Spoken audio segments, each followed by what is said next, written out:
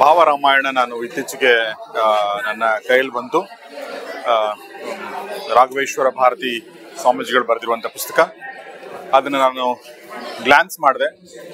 ನಮ್ಮ ಮಹಾಕಾವ್ಯಗಳು ಯಾವಾಗಲೂ ಕೂಡ ನಮ್ಮನ್ನು ಅಟ್ರಾಕ್ಟ್ ಮಾಡ್ತವೆ ಅದರ ಕಾಂಟೆಂಟಿಂದಾಗಿ, ಮತ್ತು ನಮ್ಮನ್ನು ಪ್ರಭಾವಿಸ್ತವೆ ಬೇರೆ ಬೇರೆ ಕಾರಣಗಳಿಂದಾಗಿ. ಹೀಗಾಗಿ ಅದು ನಮ್ಮ ಜೀನ್ಸ್ಗಳಲ್ಲಿಯೇ ರಾಮಾಯಣ, ಮಹಾಭಾರತ ಎಲ್ಲವೂ ಇದೆ ಅಂತ ನಾನು ಅನ್ಕೋತೀನಿ. ಹೀಗಾಗಿ ಅದು ನಮ್ಗೆ ಅಷ್ಟೊಂದು ಹತ್ರ ಆಗುತ್ತೆ. ತುಂಬ ಪ್ರಯತ್ನ ಪಡಿದೆ. ಇವತ್ತು ಭಾವರಾಮಾಯಣ ಈ ಪುಸ್ತಕ ಬಿಡುಗಡೆ ಆಗ್ತಾ ಇದೆ. ಇದು ಹೀಗೆ ಸಿರೀಸ್ ಆಗಿ ಬರ್ತಾ ಇದೆ ಅಂತ ನಾನು ಕೇಳಲ್ಪಟ್ಟೆ. ಯಾಕಂದ್ರೆ ರಾಮಾಯಣವನ್ನು ಒಂದು ಪುಸ್ತಕದಲ್ಲಿ ಒಂದಷ್ಟು ಶಬ್ದಗಳಲ್ಲಿ, ಪುಟಗಳಲ್ಲಿ ಹಿಡಿದಕ್ಕೆ ಸಾಧ್ಯ ಇಲ್ಲ ಅನ್ಸುತ್ತೆ.